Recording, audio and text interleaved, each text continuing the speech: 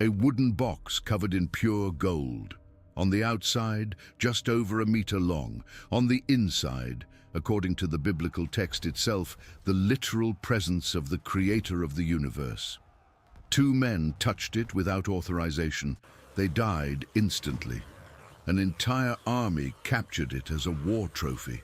Within 7 months, entire cities were devastated by tumors and plagues so violent that the captors begged to return it.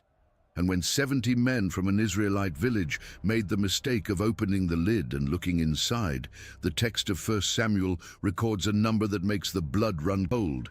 50,070 dead. 1 box. No mechanism, no visible weapon, no army guarding it. And yet, no object in the history of humanity has generated more fear, more reverence, and more obsession than the Ark of the Covenant. Empires coveted it. Kings killed for it. Entire nations were judged in its presence. And then, at a moment no one can explain with certainty, it simply disappeared. No record, no farewell, no funeral. The most powerful object to ever exist on the face of the earth vanished as if it had never existed. And the question that has haunted archaeologists, theologians, and historians for more than 2,500 years remains without a definitive answer. Where is the Ark of the Covenant now? To understand the truth about this object, we need to go back to the exact moment it was conceived. And no, it was not Moses' idea. It was not the suggestion of any priest.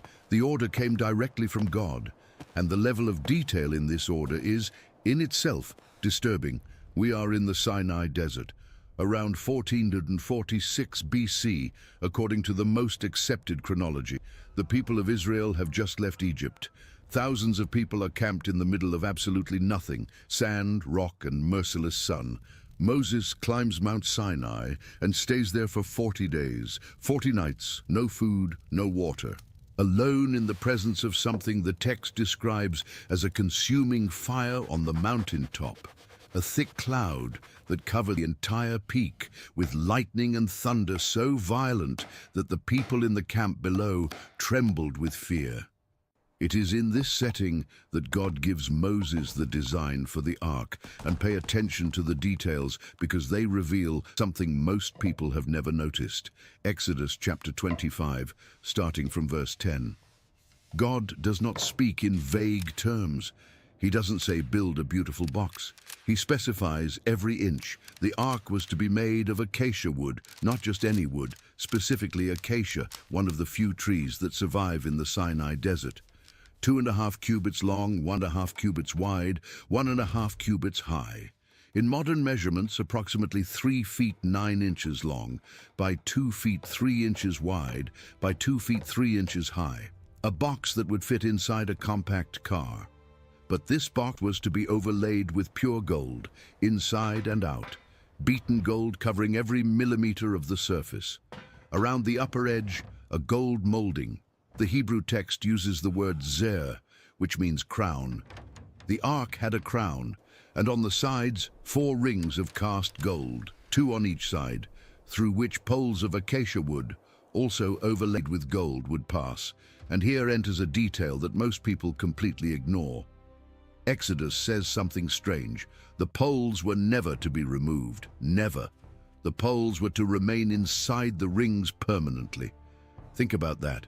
If the ark was meant to be kept in a sacred place, first in the tabernacle, then in the temple, why keep the transport poles always in place? It's like buying a house and never taking the wheels off the moving truck. Unless the intention was for the ark to always be ready to move, always ready to go. As if God were saying from day one, I do not stay still. I go where my people go. And when I decide to move, there will be no time to assemble anything. But the most impressive component of the ark was not the box. It was the lid. The Hebrew text calls this lid the kaporet. Most English translations translate it as the mercy seat. But the root of the Hebrew word is kafar, which means to cover, to atone, to make reconciliation. The lid of the ark was not just a lid. It was the place where forgiveness happened, the exact point in the universe where God's justice and God's mercy met. And upon this lid, two figures that to this day provoke debate among scholars, the cherubim. Two cherubim of solid gold, not gold beaten over wood like the rest of the ark, pure cast gold, hammered from a single piece along with the lid. Exodus is emphatic. The cherubim and the mercy seat were to be one piece, not soldered, not fitted together, born from the same mass of gold. These cherubim had their wings spread upwards, covering the mercy seat, and their faces, facing each other, looked down toward the lid. And it is exactly here, between the wings of these two cherubim, that God says something that changes everything. Exodus. Read it with me. There I will meet with you and speak with you from above the mercy seat, from between the two cherubim that are over the ark of the testimony. Do you understand what just happened? God just gave an address, a physical geographical point, locatable in space. The creator of everything, who, according to the biblical text itself, cannot be contained by the highest heavens, chose a spot between two gold sculptures on top of a wooden box in the middle of the desert and said, "This is where I will be. This is where I will speak." The Ark of the Covenant was not a symbol, it was not a metaphor. It was not a ritual object like those that existed in all the religions of the ancient world. It was, according to the text, the earthly throne of God, the contact point between heaven and earth. And the most terrifying part, it was mobile. It went where the people went. It entered battles, it crossed rivers, it brought down walls. If you believe this is real, the Ark was the most dangerous object to ever exist. If you believe it is a myth, you still need to explain why an entire nation organized its life, its religion, its wars, and its identity around a golden wooden box for centuries. But before we follow the journey of the Ark, we need to understand what was inside it, because the content is as revealing as the container. The Bible lists 3 objects kept inside the Ark. 3. Each with a meaning that most preachers have never properly explained. The first and most obvious are the tablets of the law, the 2 stone slabs where God wrote the 10 Commandments. And here I need to tell you something many people don't know. These were not the first tablets. The first tablets, written by the very finger of God, according to Exodus, were broken. Moses came down from the mountain, saw the people worshipping a golden calf, and in a rage threw the tablets to the ground. They shattered into pieces. God had to write them again. The tablets that were kept inside the Ark were the second version, which means that inside the most sacred object in the universe, there was physical proof that the people had already failed before they even began. The second object, the jar of manna. Exodus records that God commanded Moses to keep an omer of manna, that supernatural food that fell from the sky every day to feed the people in the desert. The fascinating detail is that normal manna spoiled within 24 hours. Anyone who tried to keep it from one day to the next woke up to a pot full of worms. But the manna inside the Ark never spoiled. The same food that rotted in hours on the outside remained intact on the inside. Whatever was in that space between the cherubim affected even the laws of organic decomposition. And the third object was perhaps the strangest of all, Aaron's rod, a dry, dead rod cut from an almond tree. Numbers chapter 17 tells us there was a rebellion. The people questioned Aaron's authority as high priest. God commanded each tribe to bring a rod and place them before the ark. The next morning, 11 rods were still dry. Aaron's had sprouted, blossomed, and produced ripe almonds. Overnight, dead wood producing living fruit. 3 objects: the broken law, a reminder of human failure; the preserved manna, a reminder of divine provision; the rod that blossomed, a reminder that God chooses whom he wills, and death does not have the last word. And all of this sealed inside a box that no one could open, no one could touch, covered by a lid called the place of forgiveness, with 2 angels looking down. If this was designed by a human mind, it was the most brilliant mind in the history of religion. If it was designed by God, every inch carried a message that would take centuries to be fully understood. But the ark was not made to stay still. It was made to move. And when it moved for the first time, what happened redefined what those people understood about war, about power, and about the presence of God among men. The ark was built by a man named Bezalel. Exodus 31:2 says that God called him by name, one of the few artisans in the Bible directly named by God, and filled him with the Spirit of God in wisdom, understanding, and knowledge in all kinds of craftsmanship. Bezalel was not just a skilled carpenter. The text says he received supernatural ability to work with gold, silver, bronze, precious stones, and wood. Imagine the hands of this man, beating gold in the desert under the Sinai sun, shaping the cherubim millimeter by millimeter, knowing that what he was building would be inhabited by the presence of the living God. And when the ark was ready, something happened that left Moses speechless. Exodus. The moment the ark was placed inside the tabernacle for the first time, the text says a cloud covered the tent, and the glory of the Lord filled the tabernacle in such a way that Moses, the same man who had spent 40 days in God's presence on Sinai, could not enter. The presence was too dense, too heavy, too real, and from that moment on, the ark became the absolute center of everything. The camp of Israel in the desert was organized around it. The 12 tribes camped in formation around the tabernacle where the ark stayed. When the cloud over the tabernacle lifted, the people disassembled everything and marched. When the cloud stopped, the people stopped.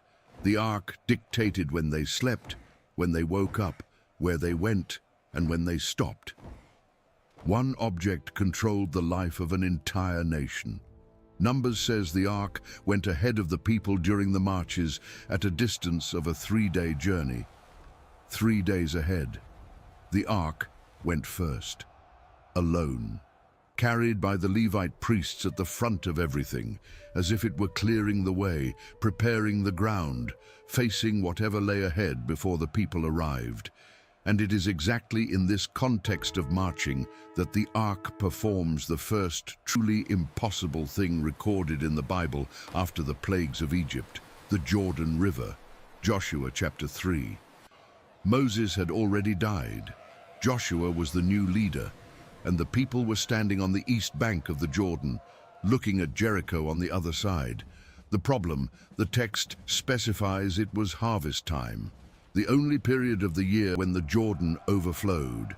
The river that usually was a few meters wide was flooded with strong currents, wide enough to be impassable for hundreds of thousands of people with children, the elderly, animals, and supplies. God's command was specific. The priests carrying the ark were to step into the water first. Not the army, not the scouts, the priests with the ark. And the people were to maintain a distance of approximately 900 meters behind, 2,000 cubits, because in the words of Joshua 3:4, you have not passed this way before. The ark went first, always first. Joshua 3:15-16 describes what happened when the priest's feet touched the edge of the water. The waters coming from above, from the source, stopped. They rose up like a wall a great distance away, near a city called Adam. And the waters flowing down toward the Dead Sea were completely cut off. The riverbed dried up, and the priests stood still with the ark in the middle of the dry Jordan, while an entire nation crossed on dry ground. If you agree that the Ark of the Covenant is the most impressive object in the entire Bible, comment, "The Ark is real." The detail few notice is this. Joshua says that at the instant, the exact instant, the priests with the ark stepped onto the opposite bank, the waters returned. Not gradually, not in minutes, immediately, as if someone had opened a dam. The river overflowed again as before. The precision of the event is what is most impressive. It wasn't a seasonal drought. It wasn't a geological coincidence. It was timed with the steps of the priests carrying the ark. And now, with the people on the other side of the Jordan, the ark would face its first war. And the way this war happened is so strange that it defies any known military logic in human history. Jericho, the oldest continuously inhabited city in the world. Walls that archaeologists like Kathleen Kenyon documented as being up to 12 feet thick in some spots, with an estimated height of 15 to 25 feet, surrounded by an outer ditch, a city designed to be impregnable. Joshua had no siege engines. He had no catapults. He had no ladders high enough. According to any rational military analysis, taking Jericho without siege equipment would be impossible, and the strategy God gave Joshua sounded like a joke. Joshua chapter 6. March around the city once a day for 6 days. In total silence, no shouting, no attacking, just marching. The Ark of the Covenant in the center of the procession, carried by priests, with 7 priests blowing 7 trumpets of ram's horns before it. On the 7th day, march 7 times around. And at the end of the 7th lap, when the trumpets sounded, all the people were to shout. Imagine the scene from the viewpoint of the inhabitants of Jericho. From the top of the walls, they watch an entire army walking in circles, in silence, carrying a golden box. Day after day, not attacking, not speaking, just walking. The psychological effect must have been devastating. But what came next was worse. On the 7th day, on the 7th lap, the trumpets sounded and the people shouted. Joshua says the wall collapsed flat. The Hebrew text uses the expression tateha, which literally means under itself. The wall didn't fall outward. It didn't fall inward. It fell straight down onto its own foundations. And this is exactly what the archaeological excavations of John Gustang in 1930 and Kathleen Kenyon in the 1950s found. Bricks fallen at the base of the wall, forming a ramp of rubble that would allow attackers to climb directly into the city. Now, is it possible to explain this without the supernatural? Some have tried. Earthquakes are frequent in the Jordan Valley region. The Great Rift Fault Line passes exactly through there. But an earthquake doesn't explain the chronometric precision. It doesn't explain why it fell exactly on the 7th day, on the 7th lap, at the exact moment of the shout. And it doesn't explain another detail Joshua records. The people went up into the city, every man straight before him. The wall fell uniformly around the entire perimeter. Every soldier could enter from the nearest point. There wasn't a single breach point. There was total and simultaneous collapse. The ark was not a weapon. It was something much more dangerous than a weapon. It was a declaration. The God who dwells between the cherubim does not need armies. He needs obedience. But if Jericho showed the power of the ark when Israel obeyed, what happened shortly after showed the danger when Israel disobeyed. And this is the part of the story that changes the ark from a sacred object into a terrifying one, because the same presence that brought down walls and dried up rivers began to kill the very people it was supposed to protect. And the list of the dead spared no one, not priests, not kings, not entire nations. Prepare yourself, because the next part of this story contains some of the most disturbing episodes in the entire Bible. And what they reveal about the nature of the ark is something that will completely change how you understand this object. The first sign that something had changed came immediately after Jericho. The next city in the way was Ai, a small city, so insignificant that Joshua's spies returned, saying it wasn't even worth sending the whole army. 2,000 or 3,000 men would be enough. Total confidence. After all, they had just brought down the walls of Jericho with a shout. What could a tiny city do? Joshua sent about 3,000 soldiers, and what happened at Ai was a humiliation. The men of Ai came out, attacked, and the Israelites fled. 36 soldiers of Israel died, a small number in absolute terms, but the effect was seismic. Joshua 7:5 says, "The hearts of the people melted and became like water." It wasn't about the 36 dead, it was about what those deaths meant. The protection had been withdrawn. Something between Israel and the ark had broken. Joshua tore his clothes, fell with his face to the ground before the ark, and stayed there until evening. And God answered with a chilling sentence. Israel has sinned. A single man, a soldier named Achan, had stolen part of the spoils of Jericho that should have been dedicated to God. A Babylonian garment, 200 shekels of silver, and a bar of gold. He hid it all under his tent. One man, one hidden sin. And because of that, the ark didn't work. The presence did not protect. 36 men died because a single individual thought he could hide something from the God who dwelt between the cherubim. And Achan's punishment is brutal enough to understand the seriousness of what it meant to live in proximity to the ark. Joshua, Achan, his sons, his daughters, his oxen, his donkeys, his sheep, his tent, and everything he possessed were taken to the valley of Achor. The entire people stoned them, then burned everything, then covered them with a heap of stones. Achan didn't just die, he was erased. And only after that, only after the sin was removed from the midst of the people, did God say to Joshua, "Now go up against Ai." And Ai fell. The lesson was clear and no one could ignore it. The ark was not an automatic machine. It was not a talisman that worked independently of the behavior of those near it. The ark amplified everything. In the presence of obedience, it amplified power. In the presence of sin, it amplified destruction, and this destruction did not choose sides. But the episode that transformed the ark from an object of reverence into an object of pure terror for the Israelites themselves happened nearly 300 years later and is recorded in 1 Samuel chapters 4 to 6. It is one of the most cinematic narratives in the entire Bible, and it begins with the worst military decision Israel ever made. We are around 1104 BC. Israel is at war with the Philistines, a people who occupied the coastal strip of what is now the Gaza region. In the first battle, in a place called Ebenezer, Israel lost, 4,000 soldiers dead.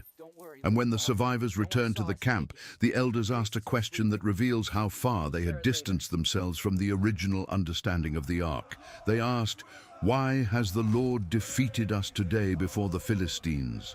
And the solution they found was to go and get the ark from Shiloh. Think about what they were doing. They didn't ask God what they had done wrong. They didn't seek repentance. They didn't consult any prophet.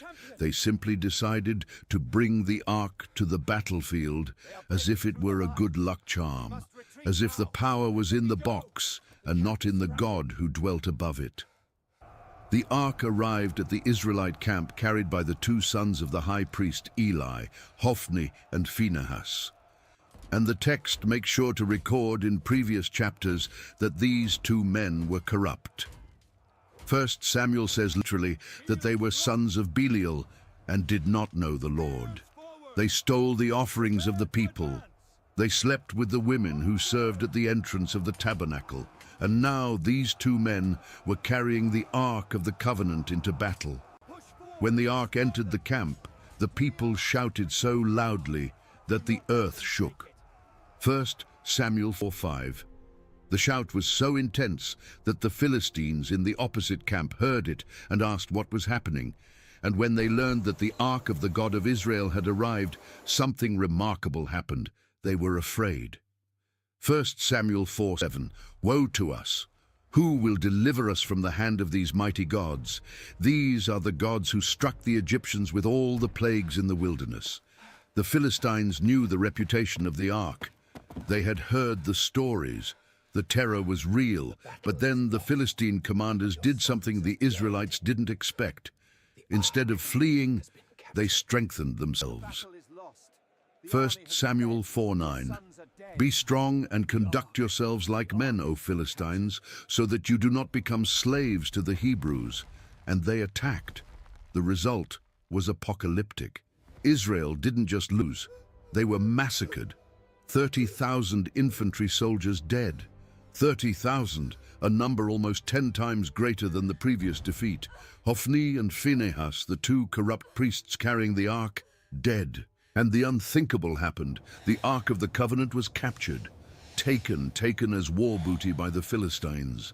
The news reached Shiloh. A messenger ran from the battlefield with his clothes torn and dirt on his head.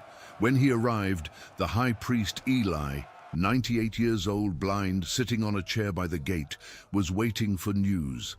The messenger said 4 things. Israel fled, many died. Your 2 sons are dead, and the Ark of God has been taken. First, Samuel records that the instant Eli heard the mention of the ark, he fell backward from his chair, broke his neck, and died. It wasn't the news of the defeat that killed him. It wasn't the death of his sons. It was the ark. The mention of loss of the ark was what stopped his heart, and Phinehas' wife, pregnant upon hearing the news, went into labor. She gave birth to a boy, and with her last breath of life, named him Ichabod, which means the glory has departed from Israel, and she died. The ark was now in the hands of the Philistines, and what happened in the 7 months that followed is one of the strangest and most disturbing sequences in the entire Bible. The Philistines took the ark in triumph to the city of Ashdod, and as they did with all the war trophies captured from enemies, they placed the ark inside the temple of their primary god, Dagon, beside the statue of Dagon, as if the ark were a gift to the Philistine god, as if they were saying, "Our God defeated their God." The next morning, the priests of Dagon entered the temple and found the statue fallen, face down, with its face on the ground before the ark. The text of 1 Samuel 5:3 is clear. The statue was prostrate, as if in a position of worship before the ark. The priests lifted the statue and put it back in its place. The next morning, Dagon was on the floor again. But this time, 1 Samuel 5:4 adds a detail that is pure horror. Dagon's head and the palms of both his hands were cut off, thrown on the threshold of the temple gate. Separated from the body, only the torso remained. The god of the Philistines had been decapitated and amputated during the night in his own temple before a golden box. And the destruction didn't stop at the idol. 1 Samuel 5:6 says, "The hand of the Lord was heavy upon the inhabitants of Ashdod." Tumors, the Hebrew word ophalim, can be translated as tumors, swellings, or hemorrhoids, depending on the translation, began to appear in the population. A violent epidemic. And along with the tumors, something the Greek version of the Septuagint adds, and many translations omit: rats. A massive infestation of rats invaded the land and the crops. Tumors and rats. To any modern epidemiologist, the combination is immediately recognizable.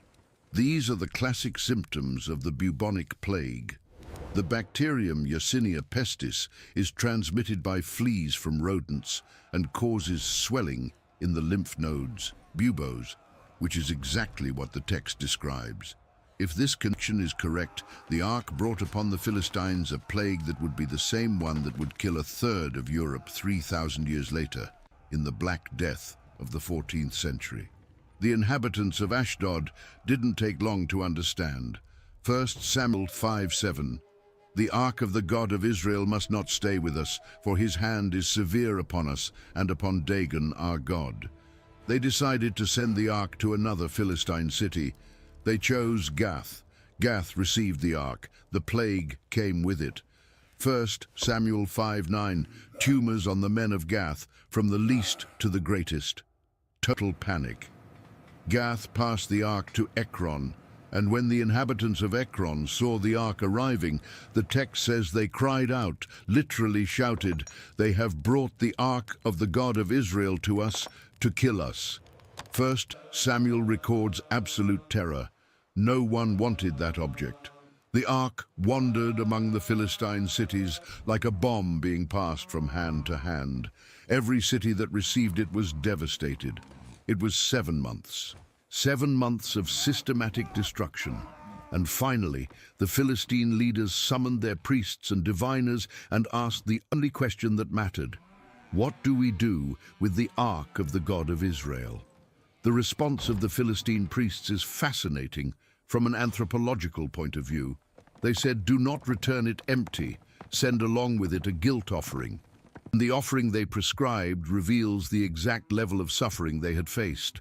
5 golden tumors and 5 golden rats, one for each major Philistine city.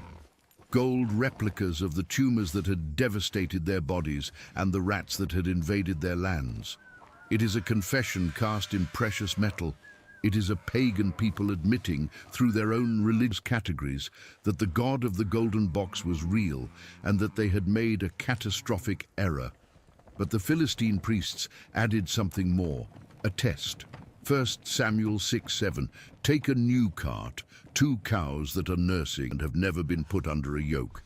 Tie the cows to the cart, place the ark on the cart, and take their calves away from them. Then release the cows without any driver. If they take the road to Beth Shemesh, toward Israelite territory, we will know it was the God of Israel who did all this evil to us. If not, if the cows go anywhere else, it was a coincidence. Think about the ingenuity of this test. Cows that have never pulled a cart wouldn't know what to do, and nursing cows, separated from their calves, would do only one thing by pure instinct: go back to their young. They would go in the opposite direction of Beth Shemesh. Any farmer knows this. The test was designed to fail. The Philistines were giving the ark a chance to prove that everything had been a natural coincidence. 1 Samuel. The cows took the straight road to Beth Shemesh. They did not turn to the right or to the left. They went lowing along the way, lowing for the calves they had left behind, fighting every animal instinct. But they did not stop. They went in a straight line up the road until they reached the territory of Israel. The princes of the Philistines followed behind, watching up to the border of the territory of Beth Shemesh. And there they stopped. They saw the cows enter the wheat fields of the Israelites, and they went back. The ark had returned. The men of Beth Shemesh were in the field reaping wheat when they saw the cart approaching. The joy was immediate. 1 Samuel says they lifted their eyes, saw the ark, and rejoiced. They stopped the cart, split the wood, and sacrificed the cows as an offering to God right there on a large stone that was in the field. The stone remained as a memorial. Up to here, the story is one of celebration. The ark is back. The presence of God is back among his people. Everything should be fine. But then the men of Beth Shemesh made the mistake. 1 Samuel. They looked inside the ark. They opened the lid. They looked. The text doesn't explain the motivation. Curiosity, unbelief, disrespect. It doesn't matter. The result is etched in the text with a brutality that leaves no room for soft interpretation. God struck the men of Beth Shemesh. The number recorded in the Masoretic Hebrew text is 50,070 men. The number is debated by scholars. Flavius Josephus, the first-century Jewish historian, records only 70, and many academics believe there was textual corruption in the number over centuries of manuscript copies. But even if it were only 70, the impact was devastating. An entire village decimated for opening a box. The reaction of the survivors is the most human possible. 1 Samuel. Who is able to stand before the Lord, this holy God? And to whom shall he go up away from us? The direct translation of the feeling, no one wants this thing here. Take it somewhere else. The same reaction as the Philistines, the same terror, the same question, what do we do with this ark? And here the deepest and most disturbing nature of the Ark of the Covenant is revealed. It made no distinction between friend and foe. The Philistine who placed it in Dagon's temple suffered. The Israelite who looked inside suffered. The corrupt priest who carried it died. The man who hid silver under his tent caused the defeat of an entire army. The ark was not partial. The ark was holy. And holiness, in the original biblical sense, does not mean gentle goodness. It means absolute separation. It means a standard that does not negotiate, does not flex, and does not forgive carelessness. The men of Beth Shemesh sent messengers to the inhabitants of Kiriath Jearim, a city in the hills a few miles away, and they said essentially, "Come get the ark, we don't want it anymore." Kiriath Jearim accepted. The ark was taken to the house of a man named Abinadab on a hill. His son Eleazar was consecrated to guard it, and the ark stayed there, in silence, in a private house on a hill in a secondary city. 20 years, no temple, no tabernacle, no procession. The most powerful object in human history, kept as it were family furniture in a basement. 20 years in which no one dared move it, no one dared use it, no one dared even talk much about it. Until a man emerged obsessed with the idea of bringing the ark back to the center of Israel's life. A man who loved the ark with an almost irrational love. A man who would dance almost naked before it in the streets of the capital, not caring what anyone thought. This man was David, and his story with the ark contains one of the most shocking and most misunderstood moments in the entire biblical narrative. A moment when joy turned into death in a matter of seconds, and the question David asked that day is the same question any rational person would ask before the Ark of the Covenant. How is it possible to have the presence of God near you without dying? David was not king by chance. He had been a shepherd, a fugitive, a guerrilla, a poet, and a general before reaching the throne. He had killed Goliath with a stone. He had lived in caves, fleeing from Saul for years. He had unified the tribes, and now finally installed as king of all Israel. With Jerusalem as his new capital, David looked around and realized what was missing: the ark. Jerusalem was the political center, but without the ark, it was not the spiritual center. And David understood, perhaps better than any other leader of Israel, that a people without a spiritual center is a people that fragments. He gathered 30,000 chosen men of Israel. 30,000.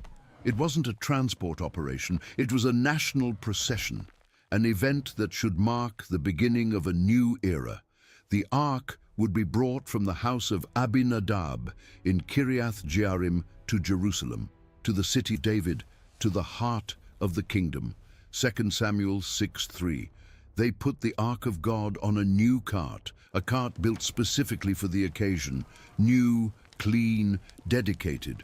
Uzzah and Ahio, sons of Abinadab, the men who had grown up in the same house as the ark, who probably passed it every day since childhood, guided the cart. David and the whole house of Israel played before the ark.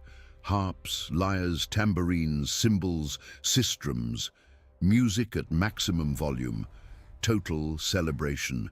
30,000 voices singing, the king dancing, the ark finally on the move after 20 years of silence. Everything was perfect, everything seemed right. And then they reached the threshing floor of Nacon, a geographical detail that matters. Threshing floors were platforms of flattened stone, usually on hilltops where wheat was threshed.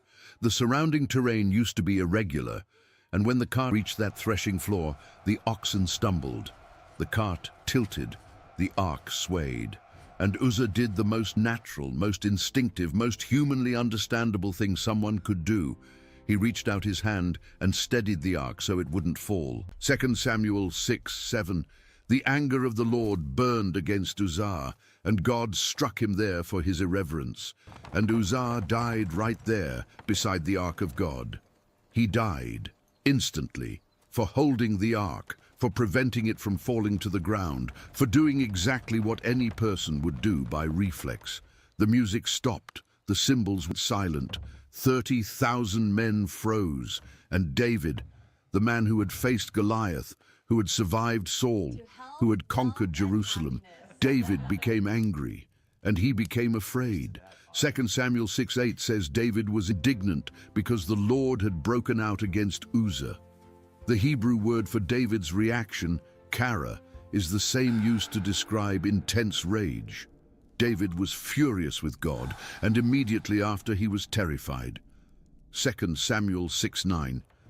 How can the ark of the Lord come to me? This phrase carries the weight of all the history we have already told. David knew what had happened in Beth Shemesh. He knew what had happened with the Philistines. He knew of the defeat at Ai, of Eli's sons dead on the battlefield. And now, before his own eyes, a man he probably knew, a man who was doing something apparently good, lay dead on the ground. David's question was not rhetorical, it was existential. How does anyone bring this object into their city without turning the entire city into a cemetery? David cancelled the operation. The ark would not go to Jerusalem, not that day. Instead, he ordered the cart be diverted to the house of a man named Obed-Edom, a Gittite. The text doesn't explain why Obed-Edom accepted. And honestly, considering the history, accepting the ark into your house required a courage bordering on madness. Obed-Edom received it, and the ark stayed in his house for 3 months. And here the text does something unexpected. Instead of destruction, instead of death, instead of plagues, 2 Samuel says simply that the Lord blessed Obed-Edom and his entire household. Blessed. The same ark that had killed Uzzah, devastated 5 Philistine cities, decimated Beth Shemesh, and toppled an idol. This same ark brought blessing upon Obed-Edom. The question is inevitable. Why did Obed-Edom survive and Uzzah did not? What did Obed-Edom do differently? The biblical text does not give an explicit answer. But what happened between Uzzah's death and David's second attempt reveals something crucial. David studied. David researched. 1 Chronicles records. David's own words months later, "Because you did not carry it the first time, the Lord our God broke out against us because we did not seek him according to the ordinance." The ordinance, the rules, the instructions that had been given to Moses on Sinai, written in detail in the book of Numbers. The ark was to be transported by the Levites from the family of Kohath, carried on poles on their shoulders, never touched directly, never placed on a cart. And what had David done? He had copied the method of the Philistines. He had put the ark on a cart pulled by oxen, exactly as the Philistines had returned it decades earlier. It worked for the Philistines because they didn't have the instructions. They didn't know the rules, but Israel knew, or should have known, and that difference between genuine ignorance and willful negligence was the difference between life and death when it came to the ark. 3 months later, David tried again. But this time everything was different. 1 Chronicles 15 details the meticulous preparation. David summoned the priests and Levites. He organized the families. He designated who would carry the ark on their shoulders with the poles exactly as prescribed. He designated singers, instrumentalists, gatekeepers, every role covered, every detail respected. And this time, 2 Samuel records something extraordinary. After the Levites took 6 steps carrying the ark, David sacrificed an ox and a fattened calf. 6 steps. He stopped, sacrificed, waited. And when no one died, when the 6 steps were taken in safety, David understood that the presence was moving with them and not against them. And from there, David exploded. 2 Samuel. And David danced with all his might before the Lord. The Hebrew word for what David did, karah, does not describe a ceremonial dance. It describes jumping, spinning, whirling, a total physical movement, violent, ecstatic. And David was wearing only a linen ephod, a light short piece that was basically priestly undergarment. The king of Israel, the conqueror of Jerusalem, the most famous warrior of his generation, was semi-covered, sweating, jumping, shouting in the middle of a public procession. And he didn't care, trumpets sounding, the people shouting, the ark advancing on the shoulders of the Levites, meter by meter, toward the city. David distributed bread, meat, and raisin cakes to all the people. Every man and every woman of Israel present received food from the king's hand. And when the ark was finally placed inside the tent David had prepared for it in Jerusalem, the king offered burnt offerings and peace offerings before the Lord. But the arrival of the ark in Jerusalem had a personal cost that the text records with brutal honesty. When David returned home, Michal, Saul's daughter, David's wife, looked through the window and saw the king jumping and dancing. And the text says she despised him in her heart. 2 Samuel, Michal went out to meet David and said, with cutting sarcasm, "How glorious the king of Israel was today, uncovering himself before the eyes of his servants' maids, as one of the vulgar fellows shamelessly uncovers himself." The phrase is poisonous. Michal was saying, "You, the king, behaved like a half-naked clown in front of the whole people. Where is your dignity?" And David's response is one of the most revealing speeches in the entire Bible about what it meant to be in the presence of the ark. 2 Samuel, "It was before the Lord who chose me instead of your father and all his house to appoint me ruler over the people of the Lord, over Israel. Therefore I will play music before the Lord." Translating, I wasn't dancing for the people. I wasn't dancing to impress anyone. I was before the ark. And before the ark, there is no royal dignity. There is no hierarchy. There is no political decorum. There is only the human response before the presence of God. And if that response is to jump, spin, and shout like a madman, then that is what you do. Michal, the text says, had no children until the day of her death. The judgment is recorded without comment, without explanation, without elaboration. Only the dry consequence of having despised what happened before the ark. The ark was now in Jerusalem, inside a tent, and David did something no Israelite leader had done before. He organized continuous worship before the ark. 1 Chronicles 16 records that David appointed Levites to minister before the ark permanently. Singers, instrumentalists, psalms composed specifically to be sung before the presence. Asaph and his brothers were appointed to play cymbals. Benaiah and Jahaziel, trumpets before the ark of God continually, not on Saturdays, not on special feasts, every day. David created the first system of continuous worship in history. Uninterrupted music before a golden-covered wooden box inside a tent in Jerusalem. And then David had the idea that would change everything. 2 Samuel 7. David was sitting in his palace, a cedar palace he himself had built, with wood imported from Lebanon, and looked at the tent where the ark was kept. And he said to the prophet Nathan, "Look, I dwell in a house of cedar, but the ark of God dwells inside curtains." The intention was clear.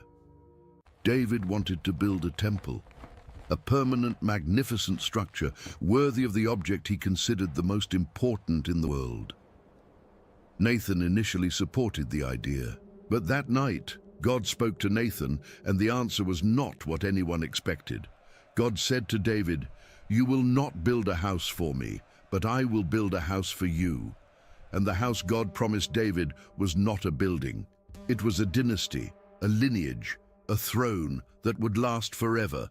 The promise is known as the Davidic covenant, and for Christianity, it is the promise that culminates in Jesus.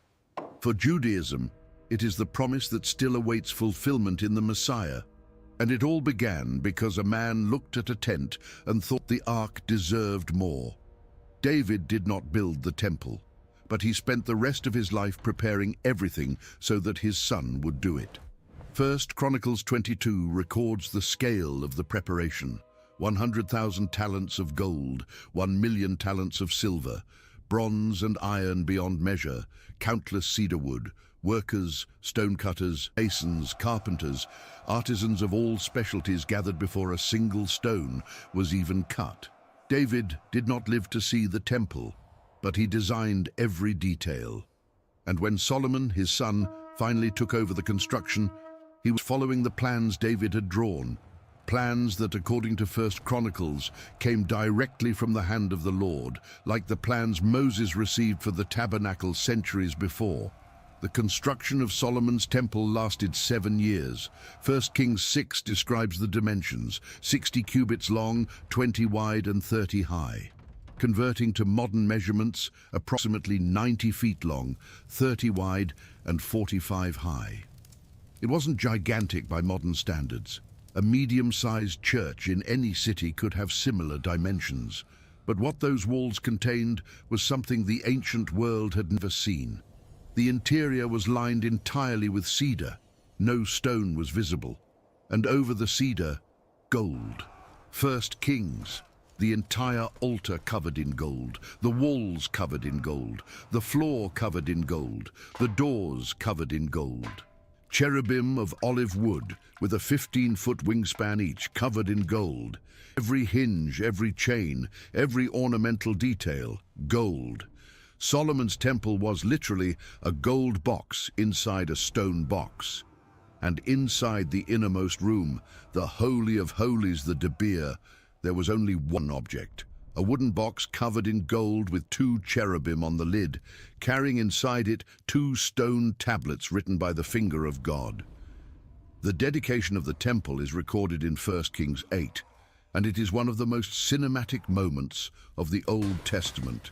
Solomon summoned all the elders of Israel, all the heads of the tribes, all princes of the families. The priests carried the ark from David's tent to the temple, and the number of sheep and oxen sacrificed along the way was so great they could not be counted. Literally, the text says they could not be recorded. They were so numerous. The priests entered the Holy of Holies and placed the ark under the wings of the giant olive wood cherubim. The poles of the ark were so long that their ends could be seen from the holy place, the preceding room, but not from outside. And then 1 Kings 8:9 records a detail that is simultaneously a confirmation and a loss. There was nothing in the ark except the 2 tablets of stone, nothing else. The jar of manna that Hebrews 9:4 mentions, gone. Aaron's rod that blossomed, gone. At some point during the turbulent centuries, perhaps during the capture by the Philistines, perhaps during the 20 years in Kiriath Jearim, these objects were lost. Only the tablets remained, the original law, the words written directly by the finger of God on Sinai. And then it happened, 1 Kings.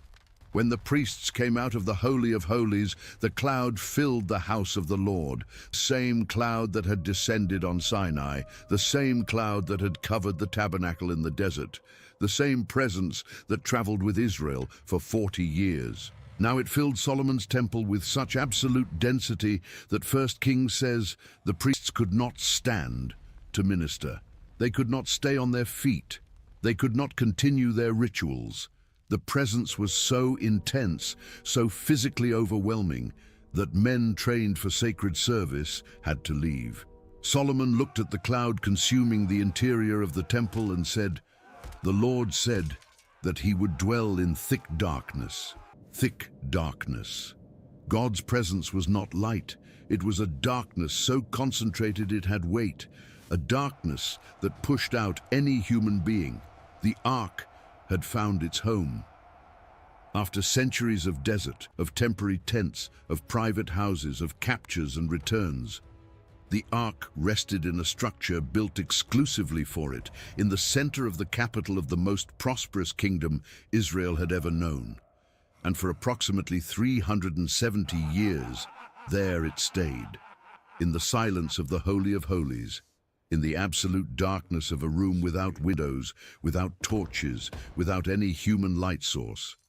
Visited by a single person once a year on the Day of Atonement, when the high priest entered with blood and incense, and even then he entered with fear.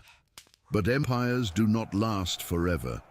And what happened to the ark after those 370 years is the greatest archaeological mystery in human history.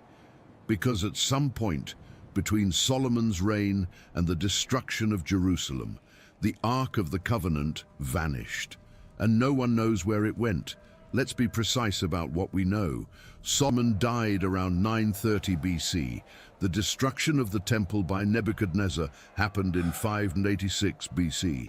This gives us a window of approximately 344 years. At some point within that window, the most important object in Israel's history simply disappeared.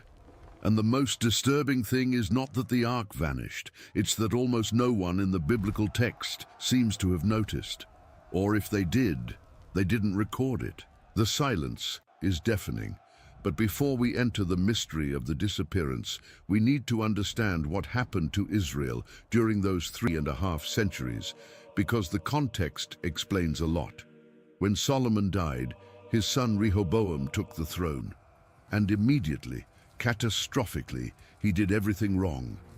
The northern tribes came to ask for tax relief. Solomon had heavily taxed the people to finance his buildings. Rehoboam consulted the elders, who recommended moderation. Then he consulted the young men who had grown up with him, who recommended an iron fist. Rehoboam chose the young men. 1 Kings. My father made your yoke heavy, but I will add to your yoke. My father disciplined you with whips, but I will discipline you with scorpions. 10 of the 12 tribes separated. Israel split into 2 kingdoms. The northern kingdom, Israel, with 10 tribes, capital in Samaria. The southern kingdom, Judah, with 2 tribes, capital in Jerusalem. And the ark stayed in Jerusalem, in the temple, in the southern kingdom. The northern kingdom never had access to the ark again. And Jeroboam, the first king of the north, knew this was a huge political problem. If the people continued pilgrimaging to Jerusalem to worship before the ark, eventually their loyalty would return to the house of David. So Jeroboam did something the biblical text considers the foundational sin of the northern kingdom. He built 2 golden calves, one in Dan in the far north and another in Bethel in the far south of his territory. And he said to the people, "Behold your gods, O Israel, who brought you up out of the land of Egypt." The same phrase, exactly the same phrase Aaron had said in the desert centuries earlier when he built the golden calf at Sinai, as if history were stuck in a cycle. Meanwhile, in the southern kingdom, the ark remained in the temple. But the situation in Judah was not much better. 5 years after Solomon's death, only 5 years, Pharaoh Shishak of Egypt invaded Jerusalem. 1 Kings 14:25 and 26 records that Shishak took the treasures of the house of the Lord and the treasures of the king's house. He took everything. He took the gold shield Solomon had made. He looted the temple. But the text does not mention the ark among the objects taken. And here we need to be careful. The absence of mention does not necessarily mean the ark was safe. It only means the text doesn't mention it. But considering the ark was the most important object in the temple, it is reasonable to assume that if it had been taken, the text would have recorded it. Probably Shishak looted the external objects, the treasures in the side rooms, the ornaments, the accessible gold pieces, but did not penetrate the Holy of Holies, or he penetrated and did not dare touch the ark, or he didn't find it in the absolute darkness of that room. After Shishak, what follows is a succession of kings in Judah that varies between faithfulness and complete apostasy. And some of these kings did things inside the temple that are hard to believe. Ahaz, who reigned around 735 to 715 BC, is one of the worst. 2 Kings 16 records that Ahaz visited Damascus, saw a pagan altar that pleased him, had a copy made, and placed it inside Solomon's temple. He moved the original bronze altar to the side. He used the Lord's temple to consult the king of Assyria. And 2 Chronicles says, Ahaz closed the doors of the house of the Lord. He closed them. He locked the temple. No one entered, no one left. No sacrifice, no worship. The doors of the place where the ark rested were locked by the king of Judah himself. And Manasseh was worse, much worse. Manasseh reigned for 55 years, the longest reign of any king of Judah, and during most of that time he transformed the temple into something Solomon would not recognize. 2 Kings 21 lists what Manasseh did. He built altars for Baal inside the temple. He made an image of Asherah, a Canaanite sacred pole, and placed it inside the house of the Lord, the same temple Solomon had dedicated with fire from heaven. Manasseh placed pagan idols inside it. He built altars for all the host of heaven in the 2 courts of the temple. He practiced divination. He consulted mediums. He made his son pass through the fire, human sacrifice. And the text says, Manasseh shed so much innocent blood that it filled Jerusalem from one end to the other. Now think about what this means for the Ark, the most sacred object of Israel, resting in the Holy of Holies, while a few meters away, in the same complex, Baal idols were worshipped, Asherah poles were erected, and children were sacrificed. It is during this period that many scholars believe the Ark may have been removed, not by enemies, not by invaders, but by faithful priests who saw what was happening inside the temple and decided the Ark needed to be protected, not from foreign armies, but from the King of Israel himself. This theory gains weight when we look at what happened next, Josiah, the last great king of Judah. Josiah took the throne at 8 years old and initiated a religious reform that was unprecedented. 2 Chronicles 34 describes Josiah purifying the temple, destroying pagan altars, burning Asherah poles, demolishing high places. And in the middle of this reform, in 2 Chronicles 35:3, a phrase appears that is possibly the most important clue about the fate of the Ark. Josiah said to the Levites, "Put the holy Ark in the house that Solomon the son of David, king of Israel, built. Put the Ark in the house." This means the Ark was not in the house. The Ark was not in the temple when Josiah gave that order. It had been removed. At some point, possibly during Manasseh's reign, possibly before, someone had taken the Ark out of the Holy of Holies. The question is, where to and why? If loyal priests removed the Ark to protect it from Manasseh's profanation, they would have to hide it in a safe, accessible, but secret place. And the most obvious candidate was literally beneath their feet. The Temple Mount is not a solid mountain. It is a geological complex full of natural caves, tunnels, cisterns, and underground passages. Some of these structures predate Solomon's temple itself.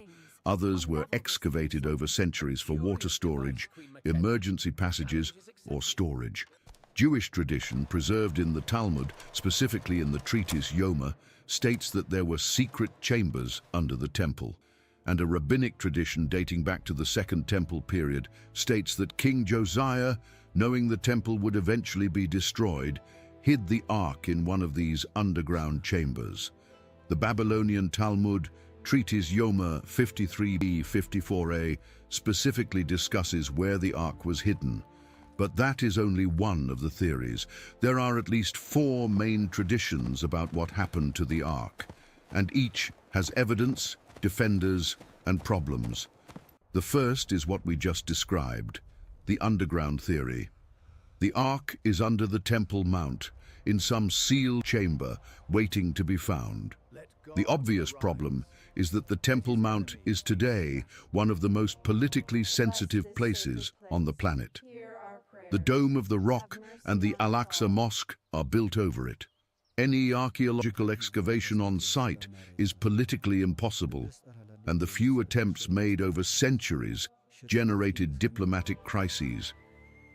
In 1981, Rabbi Yehuda Getz, responsible for the Western Wall area, found what he believed was a passage leading directly under the Temple Mount. When workers began to clear the way, the Islamic Waqf, the religious authority that manages the site, sealed the passage with concrete within hours. And to this day, no one knows what was on the other side. The second theory is the oldest and most elaborate of all.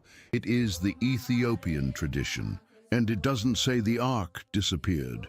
It says the Ark was taken to Ethiopia, and that it is still there. The text that supports this tradition is the Kebra Nagast, the Book of the Glory of Kings.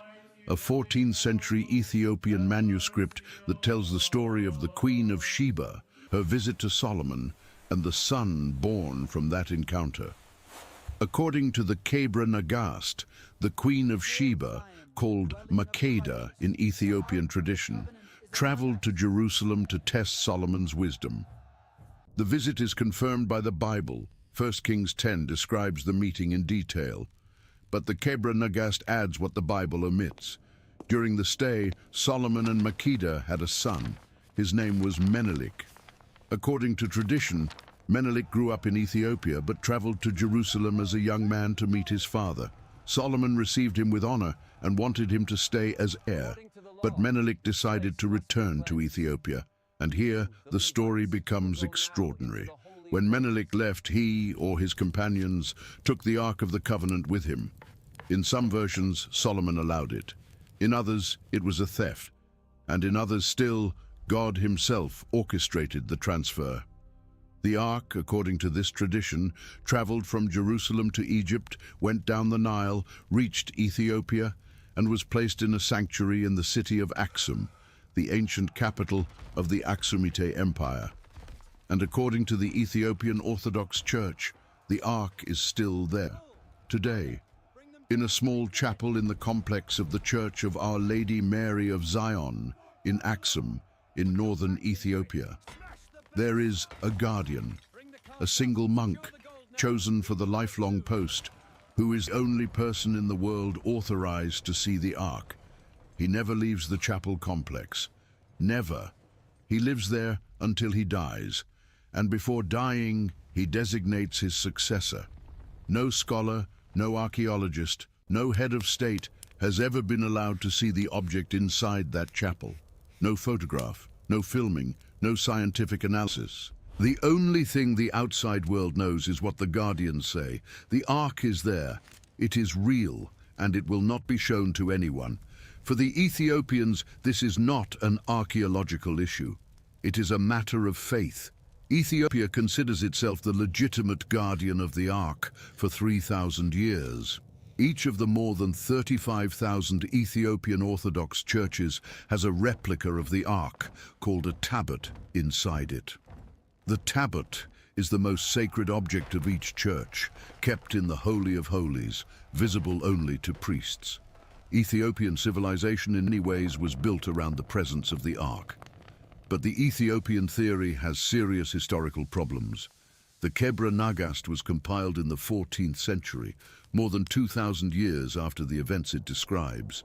There is no reference to the transfer of the Ark to Ethiopia in biblical, Assyrian, Babylonian, or Egyptian sources of the relevant period. And the chronology is problematic.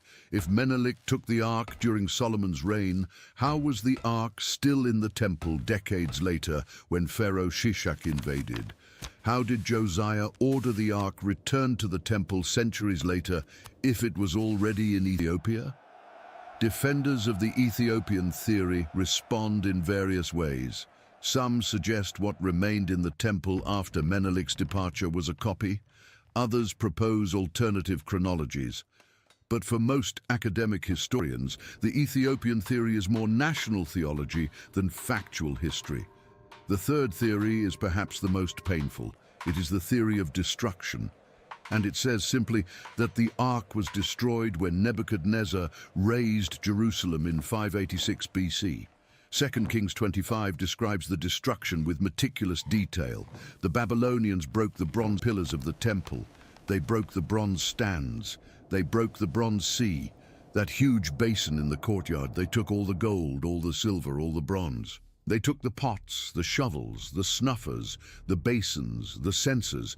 Every utilitarian object of the temple is listed individually among the spoils. And then they burned the temple.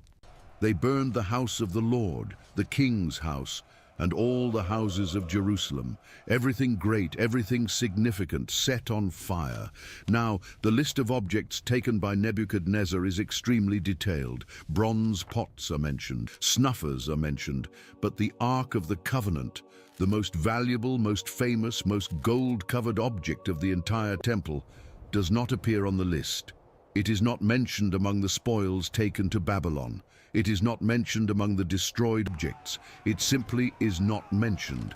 This absence allows for two opposite interpretations. First, the ark is not mentioned because it was no longer there. It had been removed before, hidden, transferred, protected. Josiah or someone before him had already arranged it. Second, the ark is not mentioned because it was destroyed along with everything else and didn't deserve special mention in a Babylonian military report. It was wood and gold. The gold was melted and taken, the wood burned. End of story. For many historians, this is the most likely explanation, simplest, most consistent with what we know about conquest practices in the ancient world. The Babylonians had no reverence for the ark. For them, it was a religious object of a conquered people, and religious objects of conquered peoples were routinely destroyed or melted down for precious metal extraction. But there is a detail that complicates this theory. When Cyrus, king of Persia, conquered Babylon and allowed the Jews to return to Jerusalem, he returned the temple objects. Ezra 1:7 records that Cyrus ordered the vessels of the house of the Lord that Nebuchadnezzar had brought from Jerusalem to be brought out. And Ezra 1:9 and 10 lists these objects with precision: 30 gold platters, 1,000 silver platters, 29 knives, 30 gold bowls, 410 silver bowls, and 1,000 other vessels. Total 5,400 gold and silver objects. The list is meticulous, but the ark is not on it. If the Babylonians had taken the ark as spoil, it should have been among the objects returned by Cyrus. It isn't. If it was melted down, the gold would not be identifiable as the ark decades later. But if it was never taken to Babylon, if it had already disappeared before 586, then its absence from Cyrus's list makes perfect sense. It simply wasn't among the spoils, because it wasn't in the temple when the Babylonians arrived. The fourth theory is the most mysterious of all. It appears in the second book of Maccabees, chapter 2, verses 4 to 8. A text Protestants consider apocryphal, Catholics consider deuterocanonical, and historians consider, at the very least, intriguing. According to this text, the prophet Jeremiah, who was alive and active in Jerusalem during the final years before the Babylonian destruction, received a divine order, and he acted. 2 Maccabees 2:4 says Jeremiah ordered the tabernacle and the ark to accompany him. And he went out toward the mountain where Moses had climbed to see God's inheritance, Mount Nebo, in present-day Jordan, on the other side of the Jordan River. And when Jeremiah reached Mount Nebo, he found a cave, and he placed the tabernacle, the ark, and the altar of incense inside it, and he sealed the entrance. Some of those who accompanied him tried to mark the way so they could return and find the place again, but they couldn't. Jeremiah rebuked them and said, and this is one of the most loaded phrases in all of biblical and extra-biblical canon, "The place shall remain unknown until God gathers his people together again and shows his mercy. Then the Lord will disclose these things, and the glory of the Lord will appear as it appeared in the time of Moses." The ark, according to this tradition, is in a cave on Mount Nebo, hidden by Jeremiah, sealed by God, and it will only be revealed when God decides it is time, not before. No archaeological expedition will find it. No excavation will unearth it. It is hidden not by stones and dirt, but by divine will. For those who believe in this tradition, the ark is not lost. It is kept. 4 theories. Under the Temple Mount, in Ethiopia, destroyed by Nebuchadnezzar, hidden by Jeremiah on Mount Nebo, and none of them can be proven, and none of them can be definitively refuted. There are other smaller theories. The Ark was taken to Rome by Titus in 70 AD. The Ark is in the Vatican. The Ark was taken to Ireland by an Egyptian princess. The Ark is buried under the hill of Golgotha. Some are pure folklore. Others have threads of evidence too thin to support any weight. But the fact is that the Ark of the Covenant, an object of wood and gold built more than 3,000 years ago, disappeared from history without leaving a confirmable trace. And this disappearance is not just an archaeological mystery, it is a theological mystery. Because if the Ark was truly the place where God's presence dwelt on earth, the contact point between the infinite and the finite, then what does it mean that it vanished? The Second Temple gives us a clue about how the Jews themselves dealt with this loss. When the exiles returned from Babylon and rebuilt the temple, a process described in Ezra and Nehemiah, the new temple had everything the first had: altar, courtyards, holy place, holy of holies. But the holy of holies of the Second Temple was empty. There was no ark. There were no cherubim. There was no mercy seat. The most sacred room in the most sacred place in the world was an empty stone cube. The Talmud confirms this. Treatise Yoma 21b lists 5 things that existed in the first temple and were missing in the second: the ark, the sacred fire, the Shekinah, the visible presence of God, the Holy Spirit, and the Urim and Thummim. 5 absences, and the first on the list is the Ark. On the Day of Atonement, when the high priest entered the Holy of Holies of the Second Temple, he sprinkled blood not on the mercy seat, because there was no mercy seat, but on the bare stone of the floor, a stone called Even Hashatia, the foundation stone, which tradition says is the exact spot where the Ark originally rested. The high priest sprinkled blood over an absence. He performed the most sacred ritual of the year before a void. And here is where the story of the Ark transforms into something larger than archaeology. Because the Second Temple was not a lesser temple. It was not a temporary substitute. Herod the Great, the same Herod who tried to kill the baby Jesus, invested 46 years and almost incalculable resources to transform the Second Temple into one of the most impressive structures of the ancient world. The historian Josephus describes Herod's temple with a reverence bordering on ecstasy.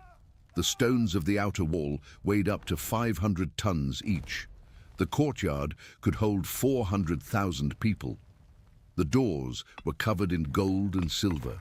The entire building, seen from afar, looked like a mountain of snow crowned with gold, because the walls were of white marble and the roof was covered with gold plates that reflected the desert sun with an intensity that, according to Josephus, forced people to look away.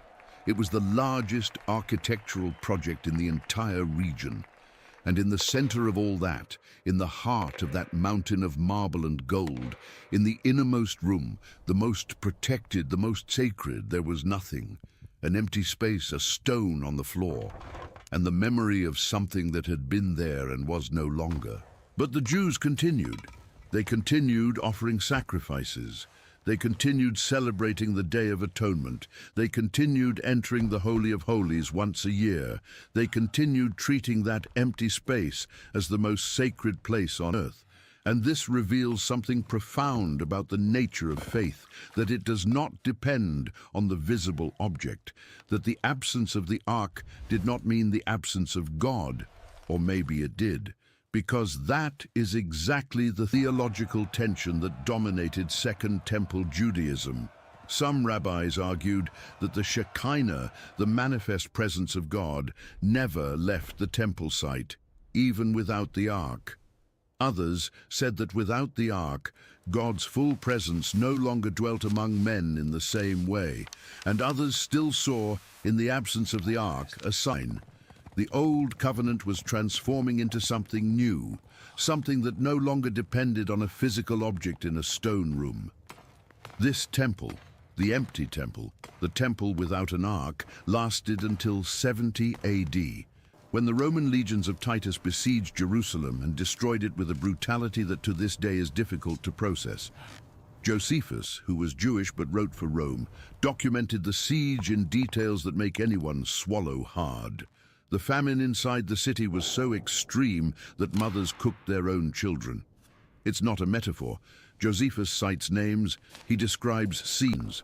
When the Romans finally broke through the walls, The bloodbath was total. Josephus estimates that 1,100,000 people died during the siege, a number modern historians consider exaggerated, but even the most conservative estimates speak of hundreds of thousands. And the temple, the great temple of Herod, with its 500-ton stones and its golden gates, was set on fire. Titus, according to Josephus, actually did not want to destroy the temple. He wanted to preserve it as a trophy, as a demonstration of the greatness of Rome that could conquer even the God of the Jews. But in the heat of battle, a soldier threw a torch through a window, and the fire spread.